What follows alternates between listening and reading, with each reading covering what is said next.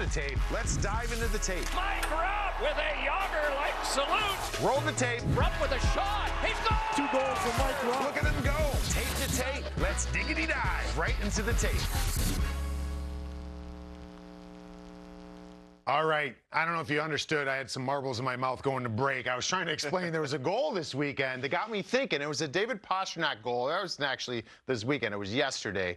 And he scored this goal, and I'm like, Pasta scores like that a lot. It got me thinking sometimes. I'm like, is everything I was taught as a player, like you're giving yourself a less of an option or worse angle to score. David Pastrnak scores the goal. Draisaitl does this a lot. We're going to get into this, and I want to know from a goalie standpoint, like, what you're thinking as well. But let's just show the Pasta one first. We'll start the clips. And it was great puck movement and great sell job by McAvoy on it. But we're going to take a look, and it's against the Devils. And you're going to have Charlie McAvoy, you're going to see right here. He's going to grab this. And what I like here is he's squaring up, and he's getting everybody reacting. All eyes are on him. It looks like he potentially could shoot this puck. Yeah, he's a shooting threat from there. But he's going to end up zipping it through here to Pasta. But talk from the goalie standpoint, you know, what you're kind of thinking here. And you got a great screen in front by Van Riemsdyk. Yeah, well, obviously you're aware of Pastrnak. You know he's there. He's like Ovechkin. You have to account for him at all times. But when McAvoy gets his puck here, he's in the top of the circle. That's not a bad shooting spot, especially with the high tip threat and Van Riemsdyk in front. He's got a good lane to put the puck on net. So as a goalie, you're leaning to the short side. You're already leaning away from Pasta to find this puck.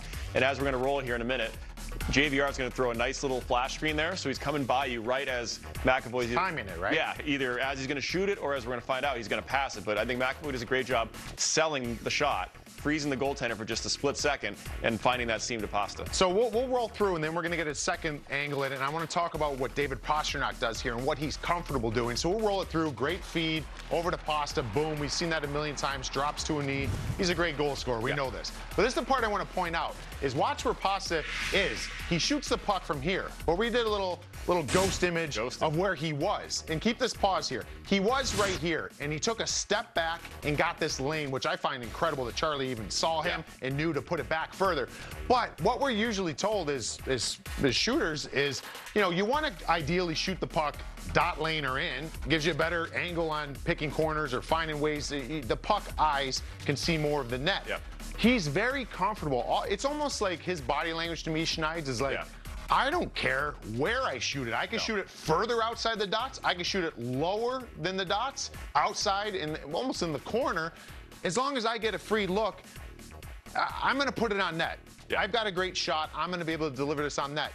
And he buries this shot, and I love the movement. But this is like what would be deemed as like a bad shot option, right? Yeah, and to your point, before you keep it going here, look at where the goalie is right now. He's a little late on his push. Look how much ground he has to cover to get across there. So for Pasta, he's saying, I'll get even wider, make that goalie come even farther across, and make it harder for him to get there. So I think these great shooters, the guys who can put it anywhere from any spot, they're not afraid to be further out or wider in the arena, where, like you said, normally you say get to the middle of the ice, shoot between the dots, in the house, all that kind of stuff. Yeah, let's roll this forward. And then this got me thinking, so Pasta, we saw this one. I'm like, who else does this? Well, I remember, I'm thinking of one right off the hop. This guy, Draisaitl. He might be the best. And there's some other ones. You mentioned Rantanen, some of these guys. But see Leon right here?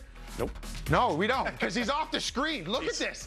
You talk about a bad angle, right? Popcorn in the front row. Like if I was in this position and I went down, first off, I would never go down there to shoot a puck because I need to be right square in front of the net to even have a chance to score. But he gets lost in this area. And all you've ever been taught is give yourself the best chance to score, get in, and you have your spots on the ice, your markers, the dot lane, what we mentioned. Leon is off the screen here. But he's so deep in the corner that I wonder what kind of challenge this gives to goaltenders. We'll get into this when we get done with this clip. But look at him down here, roll it forward, just rifles it. I can't even believe that Darnell Nurse looked for him in this option to know he's there. But watch him over here. Leon is way over here. I mean, that's incredible. John Gibson has so much ground to cover. Leon buries it. And, I mean, it's almost like you said with the body language. You want to bring it back here? You said before, Gibson's almost like tracking. Do you think he knew he was even there or no? Not really. I mean, you know he's somewhere, you know he's off to that side, but you don't think he's a scoring threat from over there. Like, the guy in the corner is not going to score the goal. So he's obviously eyes up on Nurse. He's cut in the middle of the ice. He's the threat. And he's not too far out. He's still in his blue ice, which I don't hate. But you can see on the original pass, you almost slide because you're like, oh, all right, I'm going to slide because I know somebody's over there. And I think when he gets his eyes on him, he says, oh, that's Leon. I got to get going now. You can see him reach a little bit further because he almost is passively sliding, saying, oh, there's nothing there. There's no threat.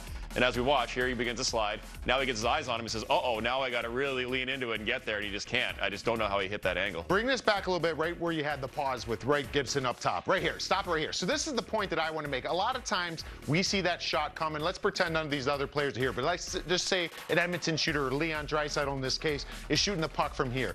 This is the angle I want to show. This is like what you generally see, the shot angle to the net, right? So I'm wondering to myself, this is my question of getting into all this, and I want your expertise when we're done with these, is for a goalie to get across to get a piece of this. But now when it's down here, getting across isn't even going to do anything. Absolutely. Because it's, you mentioned it, it's like a backdoor tap in from the corner. So instead of getting across and getting a save on this, he's almost got to get across and back to the net, because that angle's coming in like this. And the fact that Leon can nail it just blows my mind. Well, you touched on it. It's not just the distance, it's the angle. So look, if you're here and you said his shot come from there like a normal one, you only have to rotate about to there to get square to that. Now he's got to cover this ground and rotate to there to get square to this shot. And I think what happens is you can't get square on that, so you're reaching and you give up that whole side of the net. And if Leon can hit that, which he can, it makes it equally hard because you're covering distance and rotation, which is really difficult to do in one motion. It will roll this forward, and we got a couple other angles of this. He did this against the Minnesota Wild. Maybe none of are as deep as that, but look at him up top there. Just gets lost. Again, that he's shooting that puck outside the dot, or maybe right at the dot, but the fact that he's lower to the dot gives that flatter angle, roll it forward. He pops this one by. The second most wins goaltender in that box league, Marc-Andre Fleury. We got to bring you down to earth a little bit, Flower. Come on, man. And then we got this one against the Jets. Same idea. Drops down to that knee. And I love this angle, Schneitz, because look at this. It's like you see the puck coming. Connor's got the puck. He's going to garner a ton of attention. Leon just keeps kind of sneaking to those little soft areas, and we're going to roll this angle. I mean, that's your shot option you choose. To know that you can put it right where you want it, it blows my mind. And McDavid wants to give him that puck, too, because he knows. But here we're going to freeze this one for just a second, kind of break it down from the goalie's angle again. And here's Fleury. I mean, he's got to be eyes up on him. And this is a power play, obviously. It's a little bit different than 5-on-5. But you know he's there. But I think as Fleury, you got to honor this guy. You can't just forget about the shooter, the guy with the puck. And you got this guy right off to your side here. So I don't mind his depth. He's actually playing pretty deep in his crease, which is more conducive to getting. And why is he playing deep in his crease? I think because he knows he has two options on either side of him that he's going to have to get to in case the puck is moved. But you also have to respect this guy. And, you know, maybe he's not a huge shooting threat with all the people in the lane.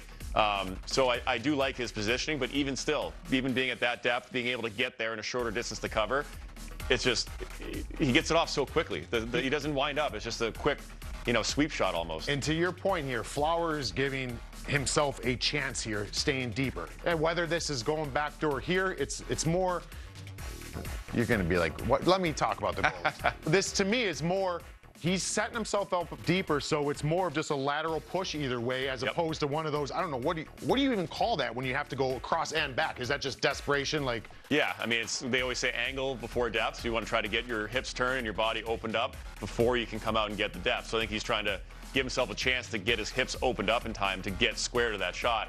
And the play happens so quickly that he can't even do that. I mean, it's on and off his tape, and he's still sort of coming across and makes an awkward attempt at saving it because it just gets on him in such a hurry, and it's incredibly difficult. And you're never going to get, when Leon gets lost over there, we talked about this before too, you might be like, oh, that's an option they look for. Clearly, these goals are all just from this year, and we probably could have taken attempts, probably 20 more that we saw this year. You want to take that shot away, you're not going to be able to. You're not going to front that puck with that D, because now you're giving up prime real estate in front of the net. I just find it incredible. There's no rolling forward on this. This is the last clip. We can just get out of it. But this got me thinking to myself, like, these guys and the skill that are in the game now, they're starting to reinvent some of the staples we've always had. And there was those things. This is where you get the goals from.